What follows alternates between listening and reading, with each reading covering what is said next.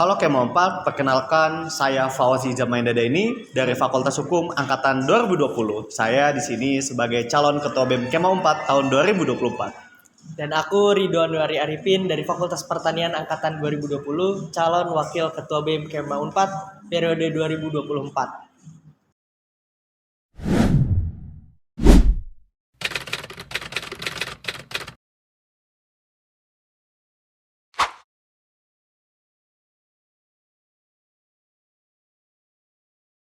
Suatu hal yang memantik kita berdua ya, mungkin dari aku dulu kali ya, Kang Ido. Sebenarnya aku memiliki mimpi untuk Universitas Pajajaran, di mana rektorat bahkan selalu memiliki mimpi juga sebenarnya mengenai World Class University. Padahal kalau misalkan kita lihat faktanya, saya juga kadang mencari-cari gitu, di mana sih World Class University-nya gitu. Oleh karena itu, ketika saya melihat fakta yang ada di lapangan, timbullah sebuah diskusi-diskusi bersama dengan teman-teman saya yang lain, dengan Kema 4 yang lain, maka muncul sebuah keresahan-keresahan yang menjadi keresahan bersama. Berbicara kembali terhadap mimpi saya memiliki mimpi Universitas Pajajaran akan dikenal sebagai satu-satunya universitas yang berkomitmen tinggi terhadap lingkungan hidup dan juga perubahan iklim. Selain itu, saya juga ingin mengembalikan marwah Badan Eksekutif Mahasiswa sebagai artikulasi suara-suara rakyat kepada kepentingan rakyat, kepada negara, yang mana saya menginginkan Badan Eksekutif Mahasiswa bergerak secara inklusif, kolaboratif untuk menjawab permasalahan-permasalahan yang ada di tingkat universitas maupun di sekitar Pajajaran.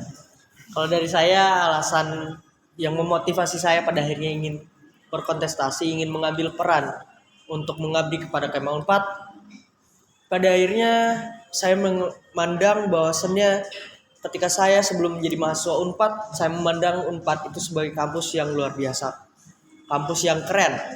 Namun ketika saya menjadi mahasiswa baru, agaknya hal-hal yang saya pikirkan tentang Unpad ini 180 derajat berbanding terbalik yang saya rasakan. Yang saya rasakan sebagai mahasiswa Unpad, pemenuhan atas hak-hak dasar mahasiswa masih dirasa kurang.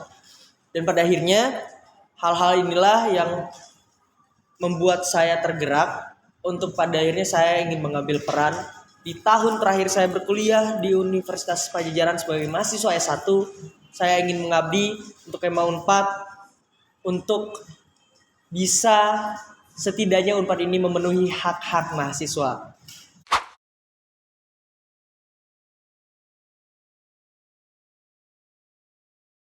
Ya, yang harus dievaluasi dari kabinet kunci jawaban sebenarnya banyak. Tapi mari kita coba menggunakan tata kelola yang akan kami bawa, yakni dynamic governance. Kami ingin menerapkan sebuah prinsip yakni harus melihat ke depan, mengkaji ulang kembali ke belakang, dan juga mau belajar dari kebijakan yang diambil oleh orang lain. Berbicara mengenai evaluasi kekurangan kabinet sebelumnya, kami melihat dalam hal pergerakan kita masih terkesannya eksklusif, tidak inklusif bersama dengan teman-teman fakultas atau pergerakan-pergerakan kolektif di tingkat mahasiswa, di tingkat Jatinangor itu sendiri. Yang mana menurut saya sebelum kita menilik jauh memiliki mimpi yang besar di tingkat nasional, maka jangan sekali-kali melupakan daerah sekitar kita. Jangan lupa melupakan Universitas Pajajaran, jangan lupa juga melupakan Jatinangor dan Sumedang.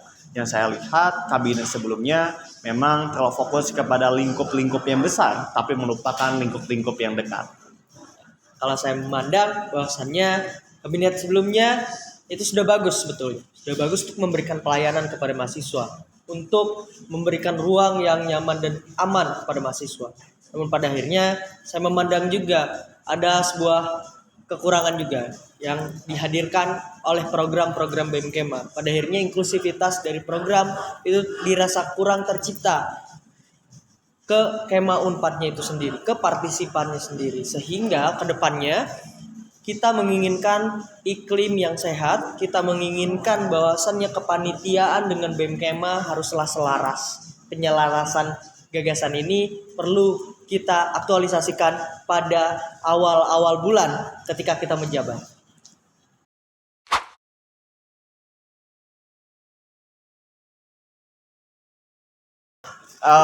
Mengenai posisi advokasi ya, yang ingin kami bawa adalah meningkatkan kesadaran bahwasanya ketika kita bergabung dengan BEM Kema 4, maka kita adalah pejabat publik. kita merupakan bagian dari konsep student government, sehingga advokasi kebutuhan-kebutuhan mendasar mahasiswa, kesejahteraan mahasiswa itu menjadi fokus utama FOAS dan IDO tahun ini. Kami menempatkan skala prioritas kebutuhan mahasiswa Universitas Padjadjaran sebagai prioritas utama. Oleh karena itu, kami menghadirkan beberapa agenda prioritas yang sebanyak 6 agenda prioritas yang dapat memenuhi kebutuhan-kebutuhan dan juga menjadi solusi atas permasalahan-permasalahan yang ada.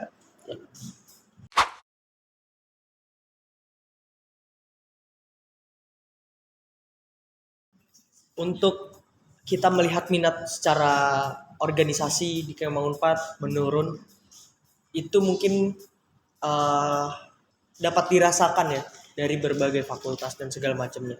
Namun untuk indeks kepemimpinan sendiri saya rasa Kema Unpad masih memiliki harapan, karena bisa dilihat juga ketika BEM fakultas himpunan itu menyediakan oprek kepala departemen itu selalu terisi.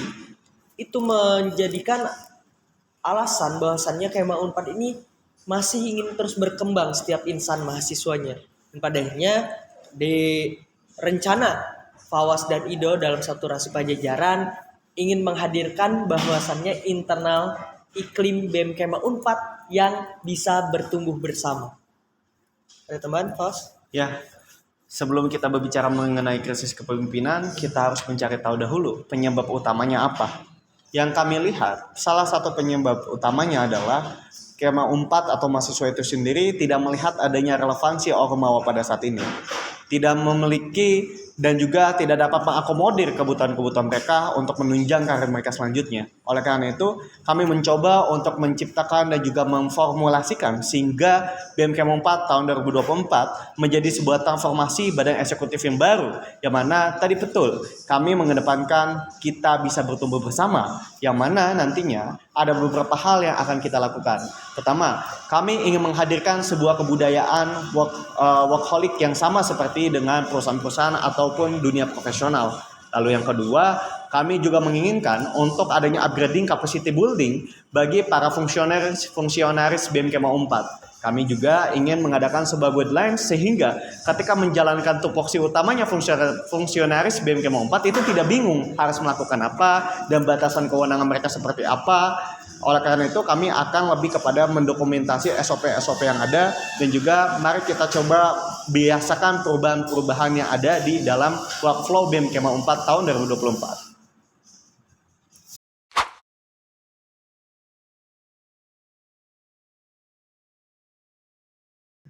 Untuk program sendiri sebetulnya tadi sudah tertuang dalam program unggulan kita, walaupun ini sifatnya internalisasi, tapi kami memandang bahwasannya keberlanjutan program kerja dapat dikatakan berhasil atau tidak itu tergantung pada internalisasi BEM-nya terlebih dahulu. Ketika internalisasi BEM ini sudah tidak ada masalah, sudah berjalan sinergis, internal BEM ini tuh bukan cuman fungsionarisnya aja. Ini masuk juga kepanitiaan yang dinaungi oleh BEM Kema. Kita menginginkan adanya keselarasan antara BEM Kema dengan kepanitiaan. Kan terkadang kepanitiaan tuh suka merasa lebih besar dari BEM Kemanya. Kita tidak ingin tercipta iklim yang seperti itu.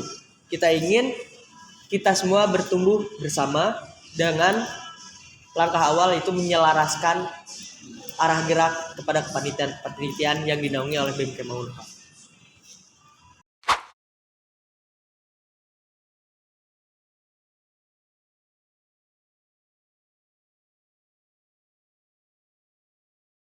Baik, dalam menghadapi tahun ini dengan penuh tahun intrik politik dan juga kedinamisan yang luar biasa berbeda dengan tahun sebelumnya. Oleh karenanya, dalam salah satu agenda prioritas kami akan mengedepankan konsolidasi terbuka. Kami akan mengedepankan partisipasi bermakna dari Kema 4 untuk menentukan fokus isu, untuk menentukan pengawalan kebijakan-kebijakan yang ada. Selain itu, kami juga akan memastikan segala macam yang akan diambil oleh BEM Kema 4 itu akan bersifat transparan terhadap Kema 4 itu sendiri. Sehingga nantinya Kema 4 bisa berperan aktif dalam partisipasi menentukan kebijakan BEM Kema 4 tahun 2024 dan juga dapat mengawasi BEM Kema 4 tahun 2024.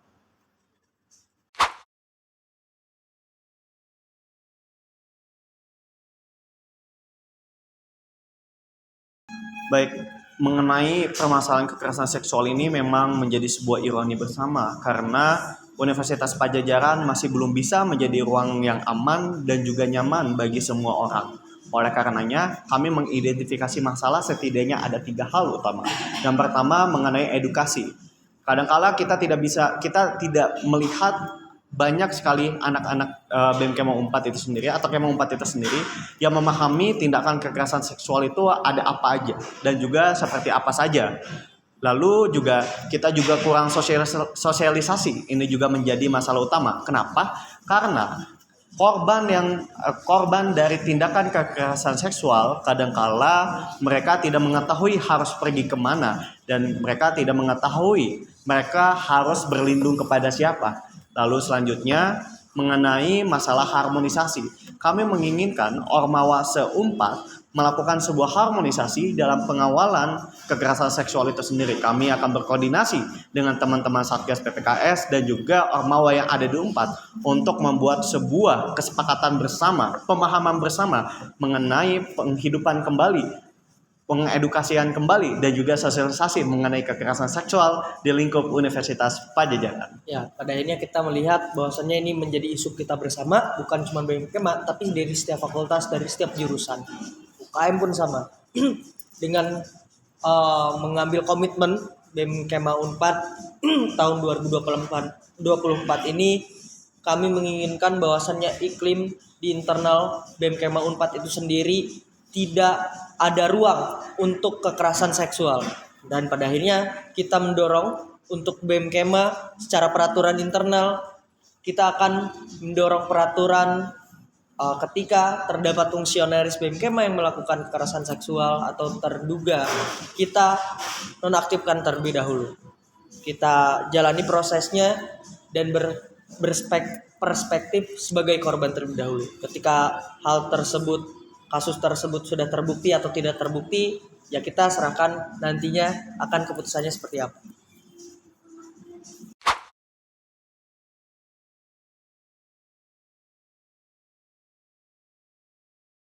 Mengenai kajian bagaimana caranya bisa membumikan kepada Kema 4 itu sendiri, pada akhirnya kita bisa melihat kajian-kajian yang dilakukan harus berdasarkan kepada keresahan bersama atau kesadaran kolektif, bukan hanya keresahan dari individu-individu atau justru egosentris dari kelembagaan semata. Oleh karenanya, salah satu dari agenda prioritas kami adalah membuka konsolidasi terbuka, dan bahkan ketika Fos dan Ido terpilih sebagai Ketua BEM dan juga Wakil Ketua BEM Kema 4 tahun 2024, 10 hari kerja pertama, kami akan mengadakan sebuah konsultasi terbuka atau konsultasi publik kepada Kema 4. Kami sangat terbuka terhadap masukannya, entah itu program kerja, entah itu kepada hal-hal yang sifatnya fungsional, atau bahkan penambahan agenda prioritas yang akan kami kawal.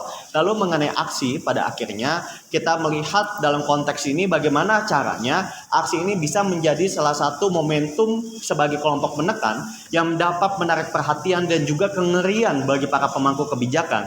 Kita melihat dalam sejarah people power membuktikan memiliki kekuatan yang paling besar dalam suatu peradaban dan juga suatu negara. Kita melihat banyak sekali negara-negara yang bahkan jatuh atau bahkan banyak sekali pemerintah yang pada akhirnya mengabulkan keresahan-keresahan rakyatnya itu karena people of power. Tapi bagaimana cara menciptakan kekuatan rakyat itu sendiri, maka itu harus berdasarkan kepada kesadaran kolektif atau keresahan bersama. Secara tidak langsung kita lihat dari sistem kaderisasi kita, bahwasannya Kema Unpad perlu dibiasakan terkait isu-isu yang terjadi di Indonesia. Dan kita juga perlu membumikan pada akhirnya kepada Kema Unpad bahwa isu-isu yang hadir itu erat kaitannya dengan kehidupan kita bermasyarakat. Bisa saja orang lain yang kena, besok kita yang kena. Hal-hal tersebutlah yang memang perlu kita bumikan isu-isu kepada Kema Unpad agar Kema Unpad semakin aware, semakin ingin untuk menggerakkan dirinya sendiri dan orang lain untuk perubahan yang terjadi. Seperti itu.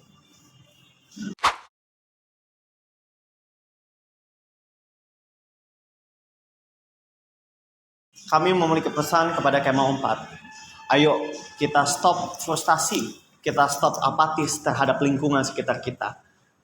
Berani untuk mengambil peran dan berani menjadi bagian perubahan itu sendiri.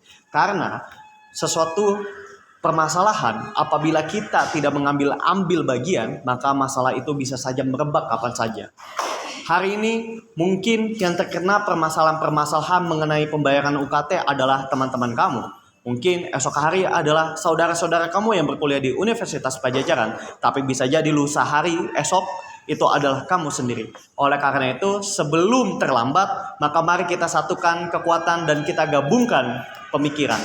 Satu penderitaan yang sama sebagai sesama mahasiswa Universitas Pajajaran, maka kita harus memiliki mimpi visi yang sama, yakni kesejahteraan bagi Kema Unpad itu sendiri.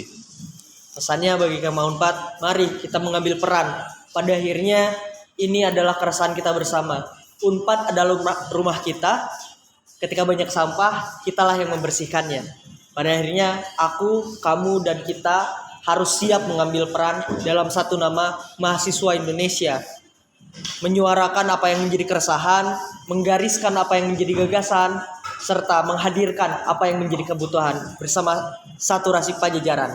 Satukan rasa, serasikan mimpi untuk bumi Pajajaran.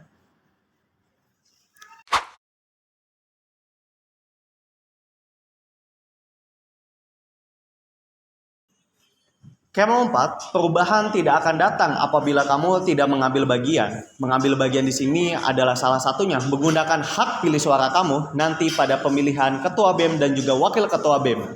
Karena satu suara kamu itu menentukan masa depan Kema Unpad. Jadi gunakan sebaik-baiknya sebagai rasa tanggung jawab kepada Kema Unpad itu sendiri.